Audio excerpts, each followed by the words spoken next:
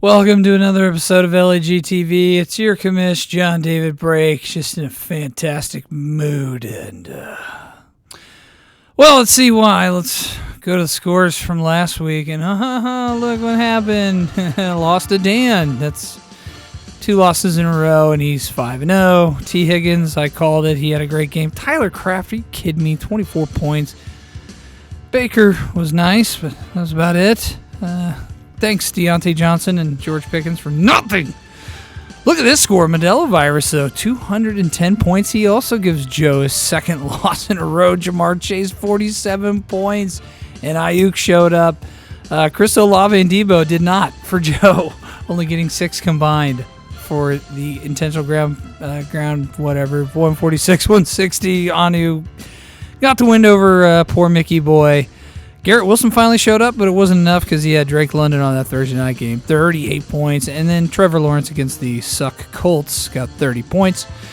Clock Gobblers, boy, this was their one chance to get on the win column, and they blew it. Kareem Hunt showed up, and not enough. Joe Burrow, 49 points for Obby's Purdy Little Liars. And look at that, a kicker and a defensive lineman, 16 and 15 points. It's crazy. Dak Street Boys got the win over Plow. Well, that makes me happy. Lamar Jackson, 42 points. That was amazing. DJ Moore chipped in with 29 as well. Look at this. Patrick Mahomes, 17 points. Like, what's going on there? He has less points than Daniel Jones. Did you know that? 180 to 141, Fields of Gold. Of course, couldn't be this week that he scored 120 or 222 points. Barris gets the big win. Mike Evans, 23 points. Stroud and Nico, not so great, and Nico's probably in trouble. So there you have it. There's the last week's scores. Some stuff happened. Colts suck. Niners suck. My team sucks. Speaking of suck, Jets fired their head coach, Robert Saleh, whatever. At least he can go back to playing Xerxes at 300. Kind of looks like him. All right, let's just wrap. Let's get to the point. Let's do the roundup. We're going to do the predictions for this week. And I guess we have a very special guest. So let's go to the Week 5 matchups. Welcome to the show, Nick Shook, 222 points against me, your one and only win. How you doing? Not bad, man. I'm a little bummed out that Nico Collins went on IR today, but survived in advance, says the guy who's now 1-4, which is familiar territory for Fields of Gold. Yeah, that one win was pretty special, though. That was the highest point total of the season. Just happened to be right in the way of that Nick Shook buzzsaw. It always happens that way, doesn't it? Yep, lot like Vanderbilt versus Alabama. No one saw it coming, but it was glorious. Yes. Well, agree to disagree. All right, Nick, you know how this works. I bring on some of the experts in the league, and we're going to decide and pick who wins this week. This is actually, there's a couple games that are pretty pivotal. This is probably the game of the week. I played Joe. Okay, we're both 3-2. We both started out 3-0 on a 2-game skid. Yahoo has me winning by just 2 points this week, and I'm gonna break down the roster here. I want to get your opinion. I'm gonna lay out some players, okay, on both my team. Again, like, I've got everybody back. I've got Jalen Hurts back. I've got Amon-Ra St. Brown back. I've got Saquon Barkley back, which is nice, and Derrick Henry, the king, is still running wild, and Devontae Adams is looks like he's out in Las Vegas, and that just means more targets for Brock Bowers. Chris Godwin's kind of a wild card, and now that Baker Mayfield's like on fire. Like, what is going? Dude, do you know Baker Mayfield's the second highest scoring quarterback in the league? I did. It's crazy. It's crazy. Here's sorry, Cleveland. Go ahead. No, I just said sorry, Cleveland. Yeah. Sorry. The black vortex of suck that is Cleveland. I do have the interesting part is it's kind of like, do I do Deontay Johnson, George Pickens, or Chase Brown in the flex? A real Sophie's choice. So I went with Chase Brown since Zach Moss is out. So that's my roster, Nick. Pretty impressive, don't you think? Yes. I don't know how they've lost, to be honest. Well, like you said, you ran into the buzzsaw that is like 3 times a year Nick Shook's team just goes off. So, I know, and I always get the brunt of it. Always. You do. So I actually have a funny thought on this game. Yes. If I give in-depth analysis on the players, then it's a waste of our time, right? Because clearly you see my record year over year. I don't know what the hell I'm talking about. However, JD, you are going to get revenge in this game for one reason and one reason only. I can't help but notice and remember that Insane Ground Posse has former Fields of Gold wide receiver Chris Olave. And you were just so happy about that trade, which now looking back, yeah, bad move because now I'm down Nico Collins. So another genius move by me. However, you're going to get revenge. I know you're only favored by 2, but I think you'll win by a little bit more than that. So. Well, let's dive into that because Chris Olave is going to be without Derek Carr. So that not only negatively impacts me for Rashid Shaheed, who's on the bench, obviously, but Chris Olave, he's a downgrade because, I mean, Taysom Hill's not going to play quarterback. You know, I don't even know who's going to play. And Josh Allen, what's going on with Josh Allen in Buffalo, man? It's like, is the Haley Seinfeld thing, like the other version for Taylor Swift, happening with him?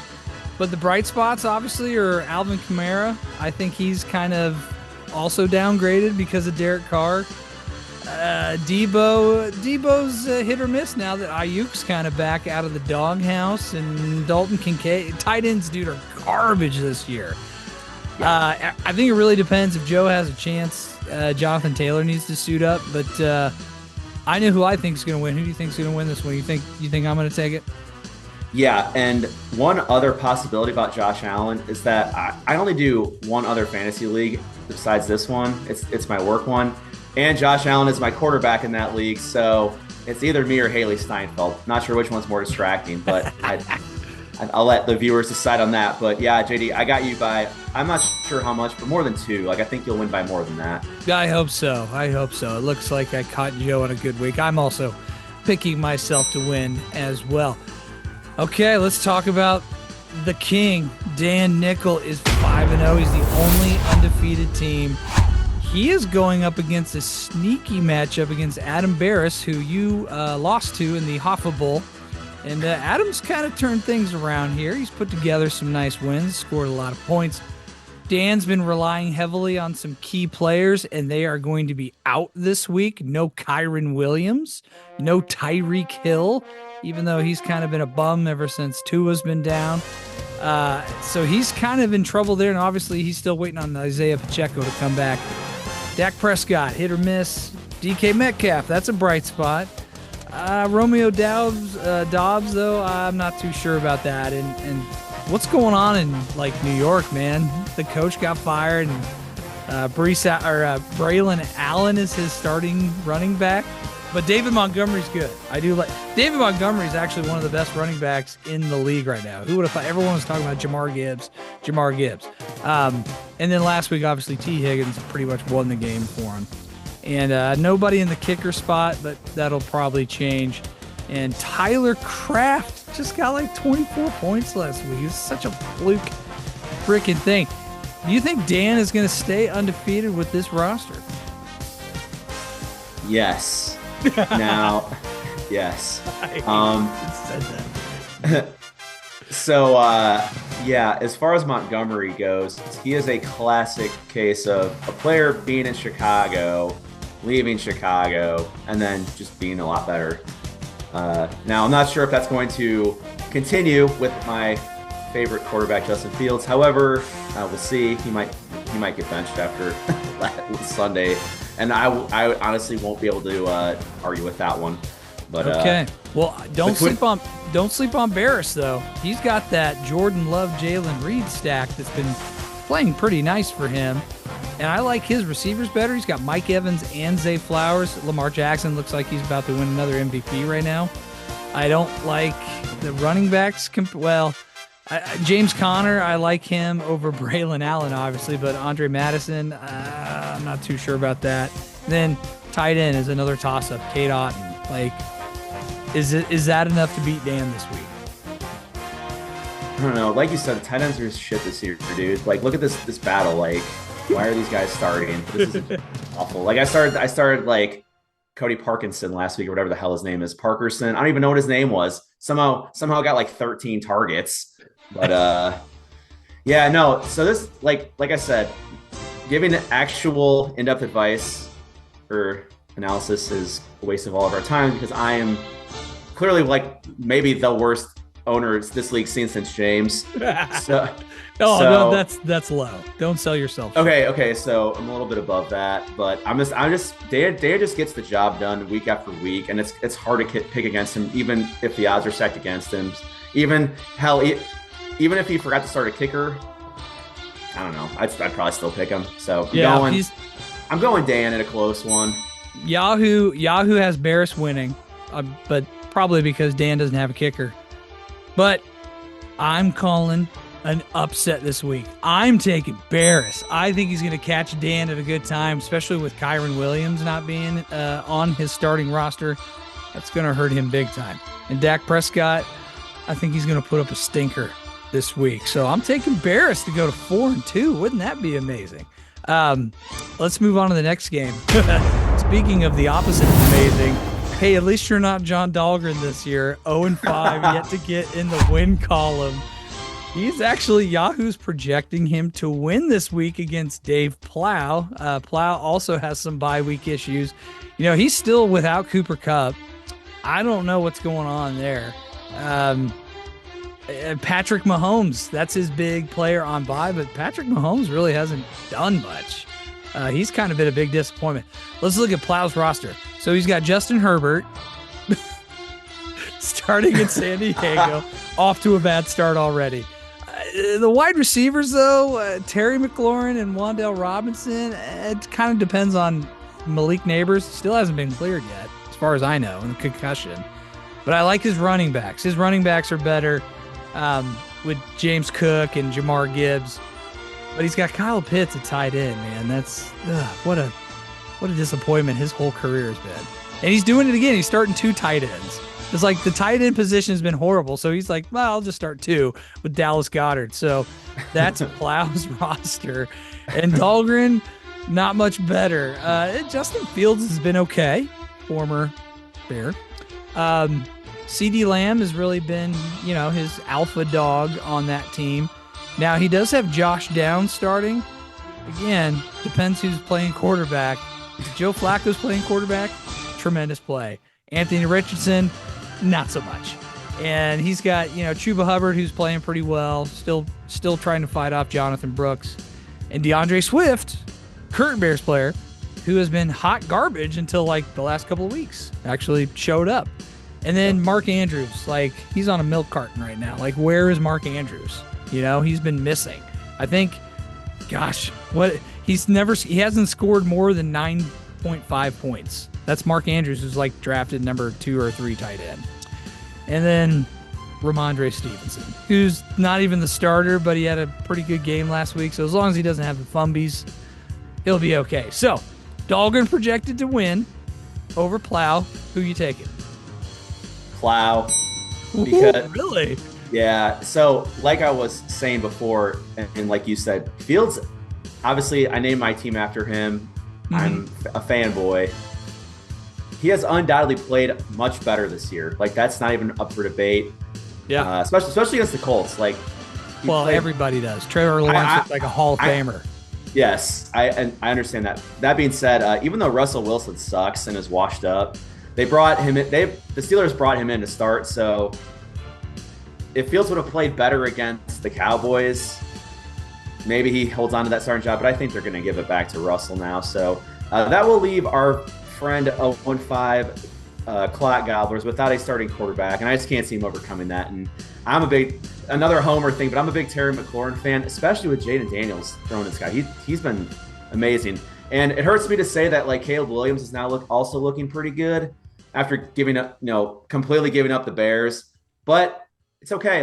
It's okay. Just gotta admit, I still think Jaden Daniels is QB1 of this new class. So he's been awesome. So I gotta go Plow here. Go Plow. Now, yeah, I mean, if Fields starts, I'm still going Plow, but looking at how things are probably going to go, it's hard to pick, the 0-5 team with maybe no quarterback. Well, you know what? I picked Dahlgren last week and he didn't win. So I'm going to ride that winning streak and pick Dahlgren again to get into the win column because of just what you said. I think Justin Fields is going to have an awesome game. Plow's roster is kind of just meh right now for me. Starting 2 tight ends. I think Dahlgren finally wins it. And I agree with Yahoo's projections. I think Dahlgren's going to win it. So another upset pick. Okay. So you think Justin's going to start still? You think? Oh yeah. Yeah, they'd be foolish to pull him. Russell Wilson's done nothing to earn that starting spot. Okay, I'm glad you said it. You're a lot less biased than me, so it's good to hear it from someone else. Yeah, probably knows better. So all right, cool. Oh yeah, I'm ready for the next game. Oh, dude, this is another good game. 5th and 6th place. Anu versus Austin. They're both 3-2. Projections are only a 1-point difference. Yahoo's giving Austin stole the edge. I tried to make a trade with Austin, totally denied me, so I'm probably going to pick against him. But let's look at Austin's roster. Starts at the tippy top. Lamar Jackson, he's in MVP form. He's going up against the Skins. That might be a shootout, man, with him and Jaden Daniels. That could be a good game. DJ Moore has been the lone bright spot in the receiving corps for Chicago. Tank Dell, though, is kind of hit or miss for me now, but with Nico Collins being out and on the IR, his value goes way up. I don't like Brian Robinson, man. Or Bijan Robinson, I'm sorry. Bijan Robinson in Atlanta. What's going on? Like, why is he such dog poo? I can't figure it out. It's not Arthur Smith was not the issue, clearly, because he's just not putting up the big stats like we were all expecting him. He was a first-round pick. Kenneth Walker, though, that may be he's like the hot item right now. All the websites are saying, trade for him. You want him on your roster, mainly because they've got a pretty easy schedule for running backs the rest of the season, and Kenneth Walker's healthy. Didn't have that great of a game, but it was saved by some receiving PPR points. And then George Kittle, man, he exploded in a loss. He could have had more points, but they had a God, I can't believe the Niners are just as bad as the Colts this year. Rough times for you. It is, man. It is. And then the flex, Tony Pollard's a good flex play for Austin. The Cowboys homer. Now he's a Titan.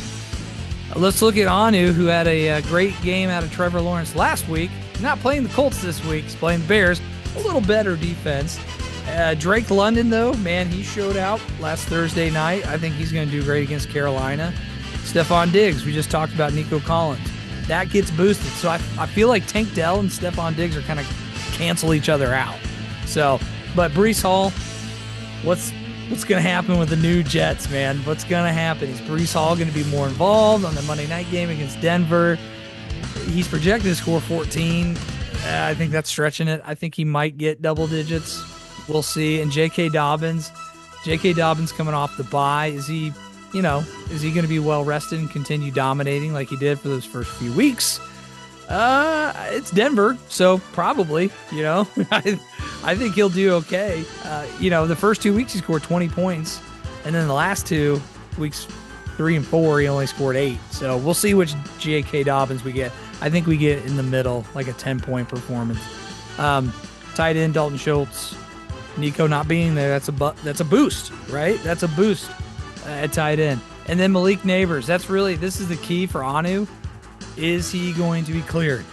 If he's not going to be cleared, I'm looking at his bench. He doesn't have Devin Achane this week. He doesn't have Aaron Jones this week. They're both on bye. So he's probably going to go Amari Cooper, DeAndre Hopkins maybe, and Curtis Samuel wouldn't be a bad play since Khalil Shakir looks like he's going to be hurt. So given that roster breakdown for both teams, Nick, who are you pulling for? Who do you think is going to take this one? Well, I'm pulling for Anu because he has the greatest name in the league right now. He does. But I think this matchup is so even. It's going to come down to the quarterbacks, and I think with Lamar Jackson, like you said, being an MVP candidate, and Trevor Lawrence going up against the Bears, like Trevor Lawrence is actually we should have a discussion about how he's not actually that good. he hasn't been a bust, but I'm not sure what the term is, but he has not lived up to the hype by any stretch. And the Bears do have a really good defense, so that's the one thing that Eberflus has going for him. And with with Caleb Williams, like I said, looking hell of a lot better this week and starting to develop some chemistry with DJ Moore. Just I have a hard time picking against the Dak Street boys, so I'm gonna go Austin, like close one, another close one. All these games are close this week. These are, man. Mick asked a question on the Facebook page. He's like, "Is this a record for closest?" I mean, 3 weeks in a row, it was decided by a point. We were waiting on stat corrections, and Jabel was the beneficiary of one of those wins. Of course, he was a late stat correction win, which I loved. I want to agree with you and Yahoo, but I think I'm going to take the Doc because every game that he's been projected to score low, he scores high. That's my reason. For whatever reason, like his players just go off when they shouldn't. So I'm taking Anu to take this one. So we disagree again. This makes for good content, Yeah. Not always agreeing. Picking against me is just good strategy. Let's look at the evidence here. Well, I wasn't going to say that out loud, but you just put it on the table. So, speaking of Jabel Soul in second place, 4-1, going up against a fellow single win team, Mick Barton. What a disappointing year for Mick. He's usually in the top half of the league every single year. So you are not alone in that win column. Looks like you, Mick, and Dahlgren there are the Hoffa dwellers. And looking at Mick's roster, I'm a little puzzled here. Mick, who would you start? Would you start Kyler Murray or Brock Purdy? Brock Purdy versus Seattle or Kyler Murray versus Green Bay? I mean, it's like, does it matter? Yeah, I mean, that's what I'm saying. Like, there's a Thursday night game against Seattle. Like, I feel like he's going to start the wrong one. Like, whoever he puts on the bench right now, Kyler Murray's on the bench. I feel like he's going to have that good game, and Brock Purdy's going to have a down game. Yeah, right. And I'm not trying to blow smoke up your dress here. I do like Purdy better. I mean, the man's played in a Super Bowl. You have to be. I mean, I understand Rex Grossman once got to a Super Bowl, but Brock's not in the same sentence with Rex. But, right. I'd pick Brock Purdy, but really, like you said, is there really a right choice here? It's just like the best of a bad situation. Yeah. Kyler Murray, I think, has a higher ceiling, but a much lower floor than Brock Purdy. Yeah. So you're right. I still think he could stack it because he's got Marvin Harrison and Trey McBride's coming back. That's really why Mick hasn't done this well, is the Cardinals have been kind of disappointing with that trio. Yeah. That was supposed to be like a hot item there, having Marvin Harrison Jr. And Trey McBride is one of the top tight ends, one of the lone bright spots. But yeah, Marvin only scored 5 points last week after, having 3 weeks in a row where he was just tops. Garrett Wilson finally showed up for the Jets. I'm interested to see if Devontae Adams comes to the Jets. What does that do to Garrett Wilson? But he's not there right now as we're recording this, so not worried about that. But he's got a good matchup on Monday night against Buffalo. Austin Eckler, boy, Mickey's desperate. Raheem Mostert's on bye, so he's got to go with somebody. Eckler and Justice Hill, those are his running backs. Not a good spot. And in the flex, he put Romeo Dunze instead of Jackson Smith and Jigba. Boy, those are some fun names. Would you start Romeo over Jackson Smith and Jigba? I hate to say it, but right now, yeah, I'd do it. Okay. Yeah. That's. I mean, we talked in the last matchup. Caleb Williams getting that chemistry with DJ Moore, but it seems like him and Odunze are boys. Like they seem like this. So I honestly, especially against Jacksonville, I mean, the Colts just put up how many points on them? Like, I think this week specifically, maybe a different week, it's a different conversation, but this week, yeah, I would start Rome over Jackson. Yeah, I agree. Now, Yahoo's projecting Jabel to win pretty big, and I think I'm going to agree with Yahoo. I mean, look at this roster. Jaden Daniels, Plow and I came on here the very first episode of this season and said, like, what's Jabel thinking starting this rookie?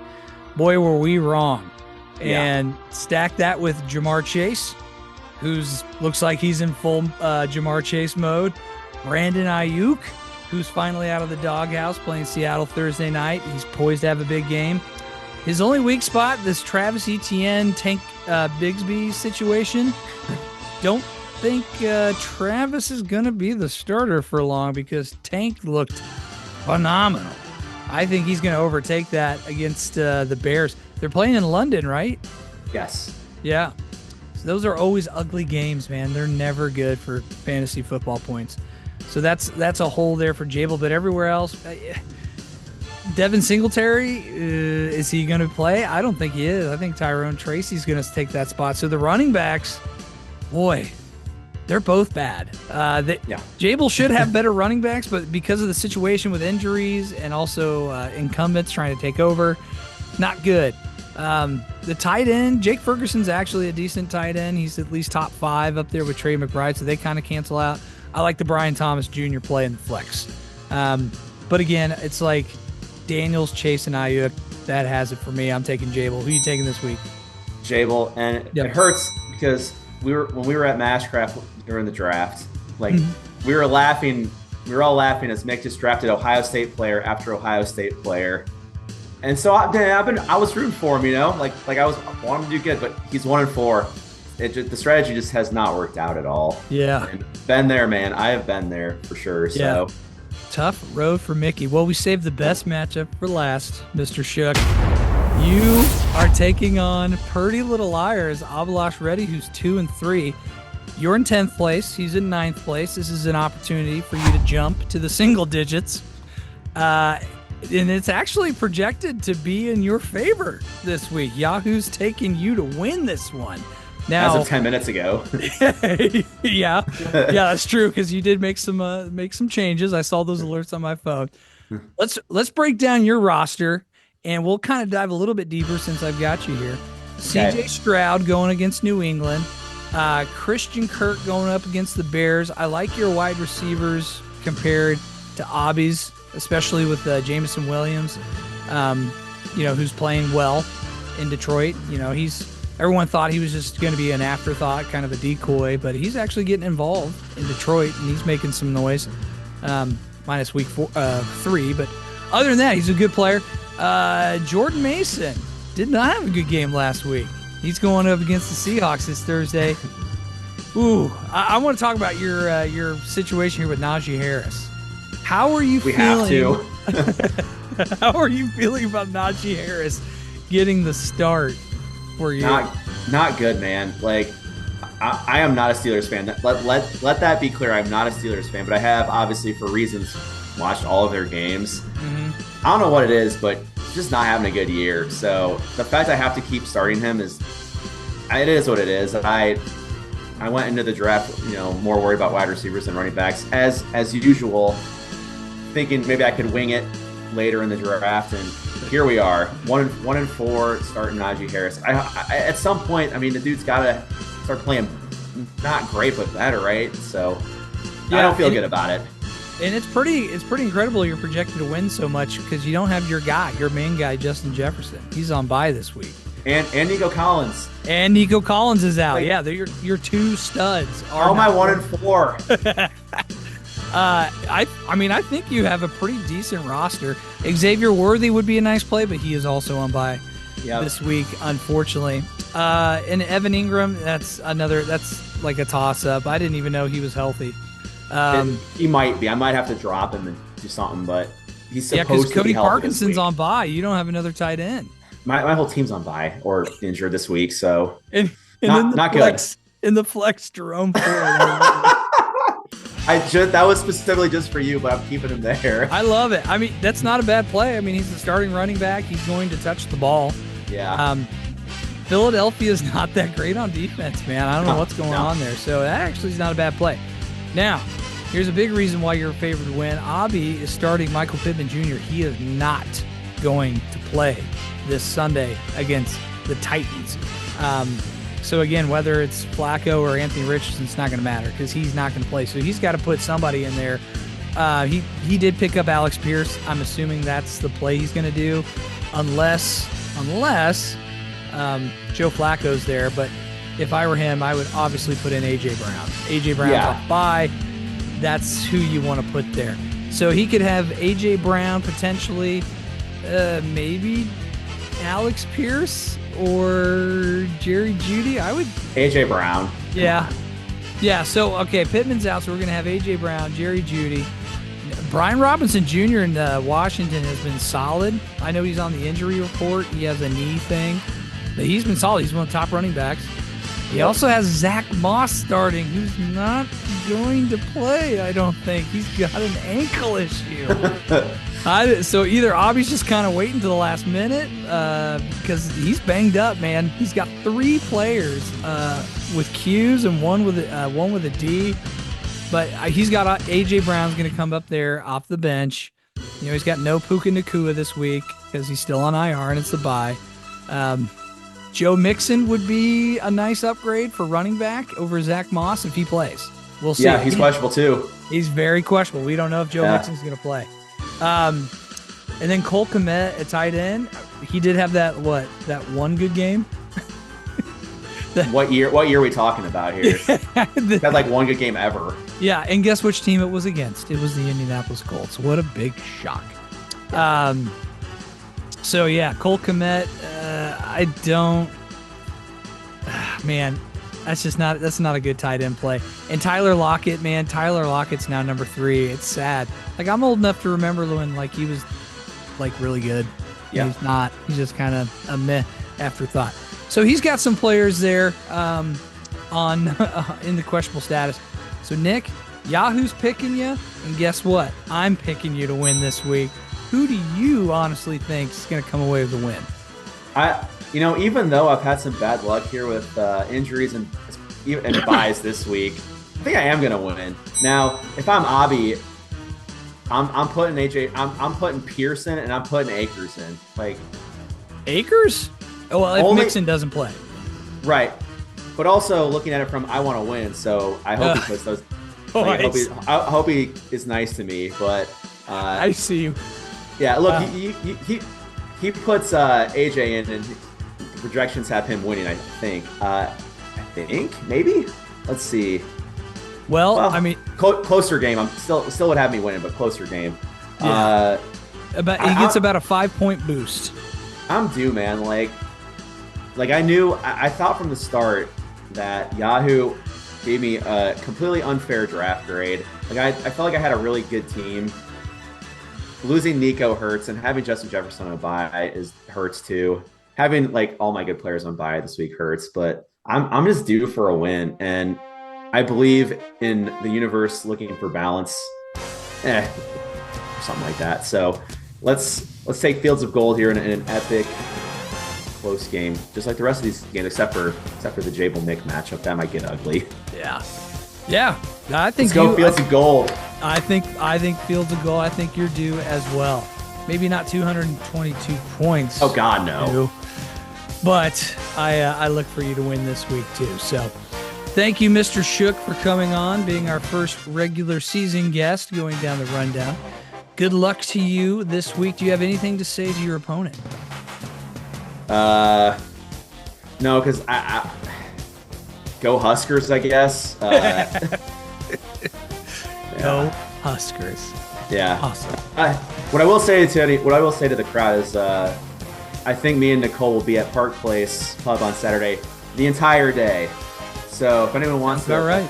Yeah, there may be an important college football game happening Saturday night. So if anyone wants to join, I apologize in advance for how drunk I'll be when you guys get there.